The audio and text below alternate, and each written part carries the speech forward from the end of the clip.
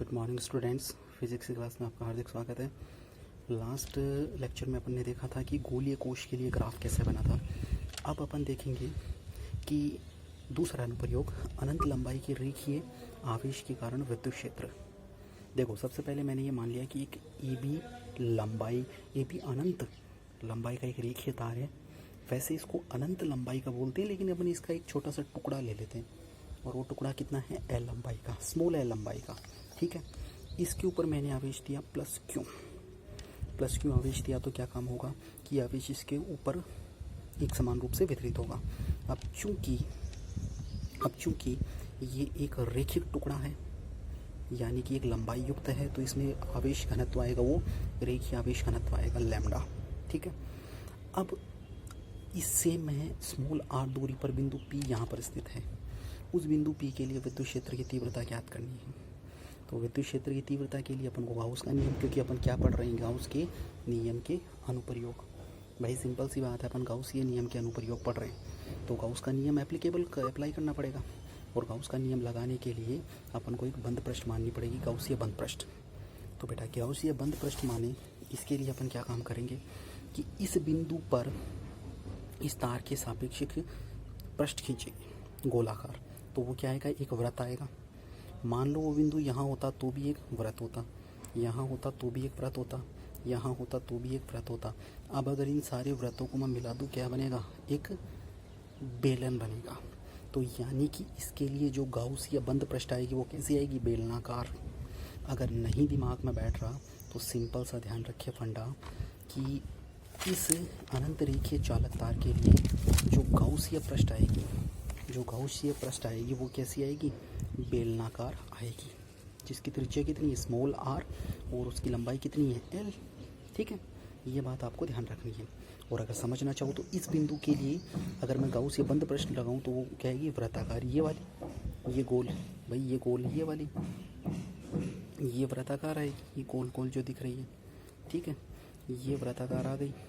इस बिंदु के लिए भी वृत्ताकार, ये भी वृत्ताकार, सबको मिलाएंगे तो बेलन। तो देखो, माना ए बी अनंत लंबाई का रेखिक तार है जिसकी लंबाई एल है, बता दिया आपको, और प्लस क्यू आवेश देने पर रेखिक आवेश घनत्व लैम्डा उत्पन्न होता है, ये भी आपको बता दिया, लैम्डा उत्पन्न होता है। माना इससे आर दूरी पर स्थित बिंदु पी के लिए विद्युत क्षेत्र ज्ञात करना है, ये सारी चीज़ें आपको बता रखी है।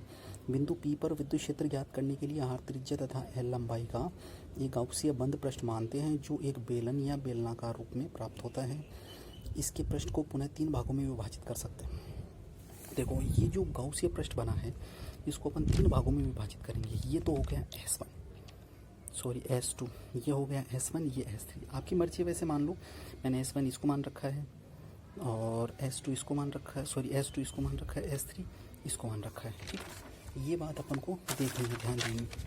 तो अगर मैं विद्युत क्षेत्र की तीव्रता निकालता हूँ तो बेटा प्लस क्यू के कारण हमेशा बाहर की ओर, तो इस पृष्ठ पर बाहर की ओर, इस पृष्ठ पर भी बाहर की ओर, इस पृष्ठ पर भी बाहर की ओर, इतना क्लियर है।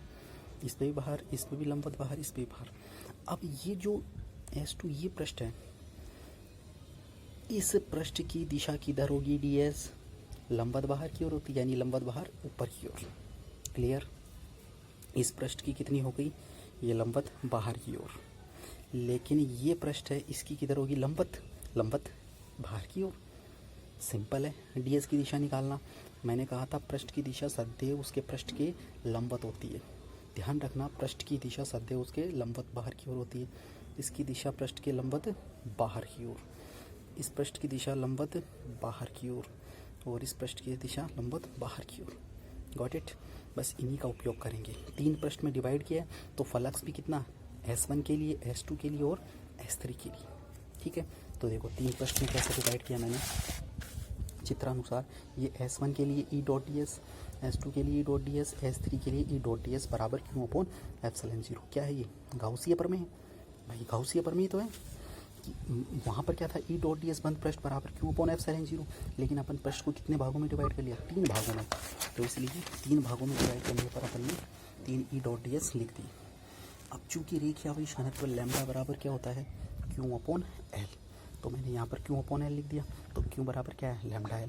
तो ये समीकरण 2 का मान किस में रखेंगे, समीकरण 1 के Q में। तो समीकरण 1 व 2 से E.ds S1 S2 S3 बराबर लैम्डा L अपॉन एप्सिलॉन 0। अब चूंकि ए डॉट भी बराबर क्या होता है भाई, ए डॉट भी बराबर होता है ए बी कॉस थीटा, यानी S1 के लिए अपन क्या लिखेंगे E D S cos theta, S2 के लिए E D S cos theta और S3 के लिए E D S cos theta बराबर लैम्डा एल अपॉन एप्सिलॉन 0। अब अगर अपन ध्यान से देखें तो दो पृष्ठों के लिए तो थीटा कितना आ रहा है 90 भाई। इसके लिए एक तो ध्यान से देखो S1 S2 S3, इसके लिए DS और E के बीच में 90, इसके लिए भी 90 और इसके लिए 0। तो अपन क्या काम करेंगे, दो पृष्ठों के लिए तो अपन 90 रखेंगे, तो दो पृष्ठों के लिए तो 90 रख दिया। S1 के लिए 0, S2 के लिए 90 और S3 के लिए भी 90, ठीक है। तो दो के लिए तो 0 0, सॉरी दो के लिए 90 और एक के लिए 0 मान रखा। इसके लिए cos 0 cos 90 और cos 90 बराबर लैम्डा एल अपॉन एप्सिलॉन 0।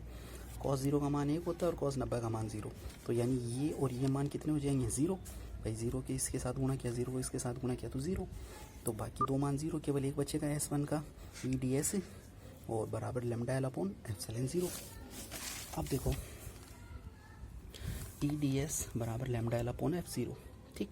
तो ई, अब ई कांस्टेंट है बाहर आ गया, डी एस S1 का लैम्डा एल अपॉन एप्सिलॉन 0। अब देखो S1, ठीक है, S1 में ना ये माना है कि ये वाला पृष्ठ, ये वाला यहाँ से लेकर यहाँ तक।